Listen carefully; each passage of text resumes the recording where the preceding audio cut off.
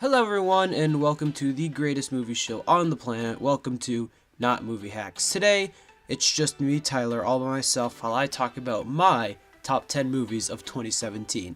Matt will be doing his own list, maybe in about a week or so.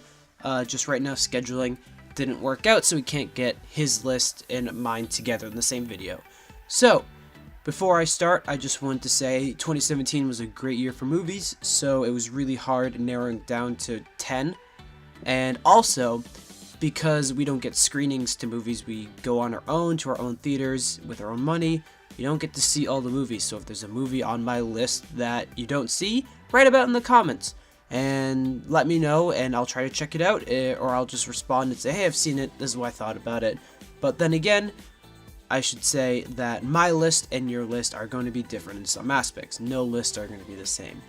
Now, let's begin. So, before we start, I had 3 honorable mentions. Split, The Disaster Artist, and Logan.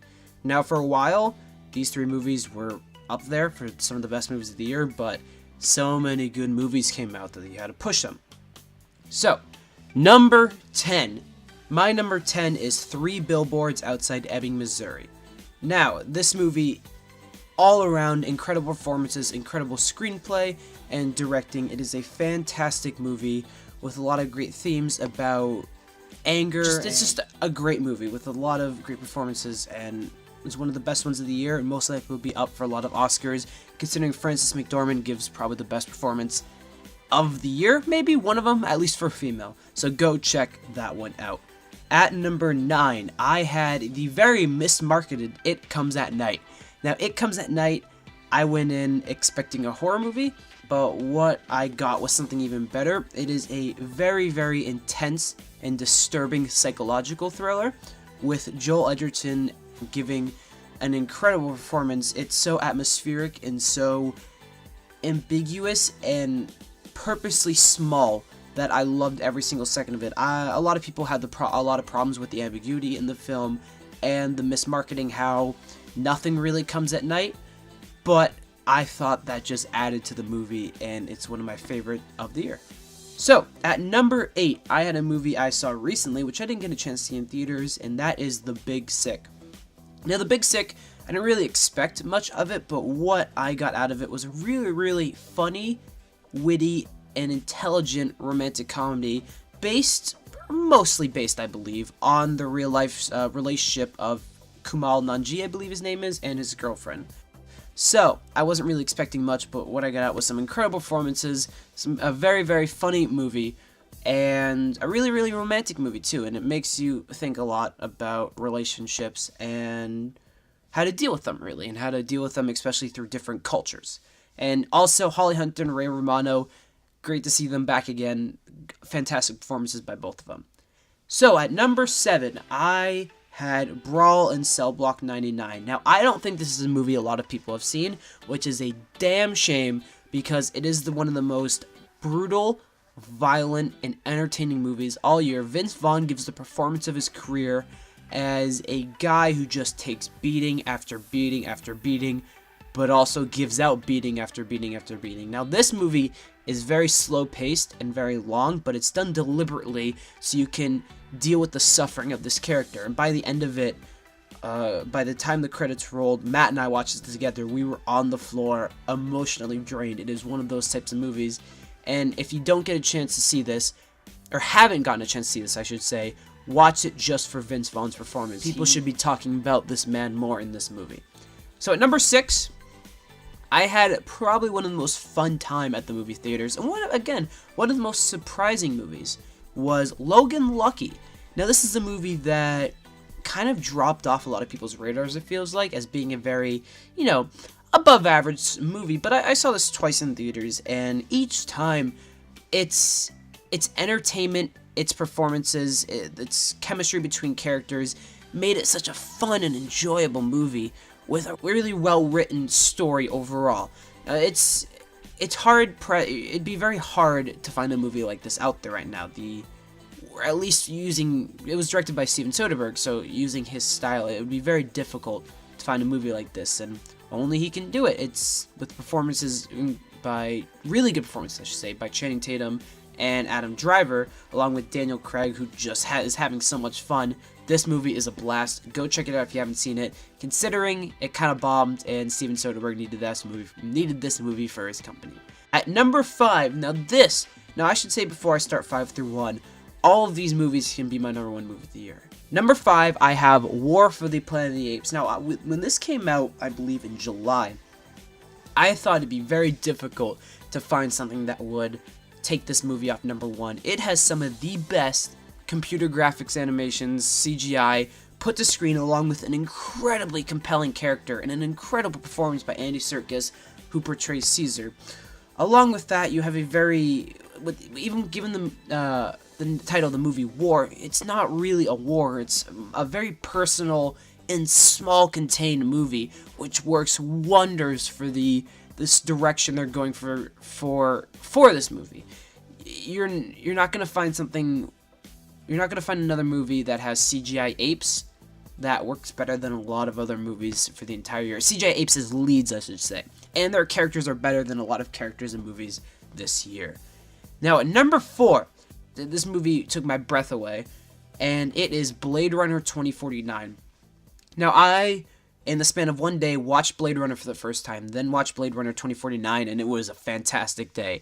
This movie is a masterpiece. It is by far the best technical movie, it's the best made movie of the year, without a doubt. It's it's CGI, its world, its detail is so masterful. You will not find a better made movie than this.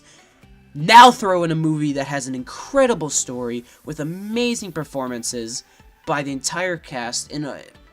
It's rare you find a sequel that not only improves the original, but then adds something to the first movie, the original movie, and also expands the world immensely. Blade Runner 2049 is a must-see. It's a shame no one really saw it in theaters, because this is a theater movie. Even if you don't want to see it in theaters, go check it out now. Please, this movie, I want to succeed. I want Denis Villeneuve, by the way, incredible directing. I want him to be given full financial security with his Dune movie. So please go check out Blade Runner 2049. Now, number 3 is a movie I saw very recently, but it has been on my mind since, and that is Shape of Water. Now, I did not know what the hell to expect out of this movie, but what I got was one of the most quirky and weird but enjoyable movies ever. It's about a mute woman, who falls in love with a humanoid fish, I believe is how the technical term for it. But there's something so depressing in this very kind of happy fairy tale-esque movie about the fact that this woman can't connect with humans and only can connect with another species. It's just something very inherently fascinating but also depressing about it. This movie has incredible top-notch makeup with the creature, but also performances by Sally Hawkins, Michael Shannon, and I think Michael Stolberg, I believe. And everyone in this movie is absolutely incredible. Guillermo del Toro has a clear love for these types of films, and I mean, if he keeps cranking these things out, I will continuously be happy. Go check out Shape of Water while it's still in theaters now. Now, number 2, I had Call Me By Your Name. Now, Matt will most likely make fun of me for this movie being this high, but Call Me By Your Name, I saw it around a month ago, and it has not left my mind. It is one of the most heartbreaking and romantic movies I've ever seen, along with incredible performances by the kid in the movie and a career performance by Armie Hammer. These two sell their relationship so incredibly well. It is unbelievable how it's put to screen. You feel like you're not watching a movie. You feel like you're just a fly on the wall experiencing this relationship for the first time. It is unbelievable how they were able to capture this authenticity and this realism, along with putting it in a beautiful 1980s setting in Italy. Creates just a masterpiece of romance. You will not find another movie like this around. It is absolutely breathtaking. Please go check this movie out. Now, my number 1 movie of the year. So, I've seen tons of movies in my life, but I have never experienced a movie where the runtime is around an hour and 45 minutes, but it felt like 30 minutes, and that is Wind River. Wind River is my #1 movie of the year. Now, I could go on and on about this movie over and over again, but to keep it short, this movie is a masterpiece. Taylor Sheridan, I believe, is 3 for 3 fantastic movies, written Sicario, written Hell or High Water, and now I believe wrote and direct this movie. And he is a must-watch. Opening day, you have to go check out this movie. It is incredibly heartbreaking, along with some of the best performances by Jeremy Renner, Elizabeth Olsen, and a very, very emotional story that all culminates in one of the best climaxes of a film I've ever seen.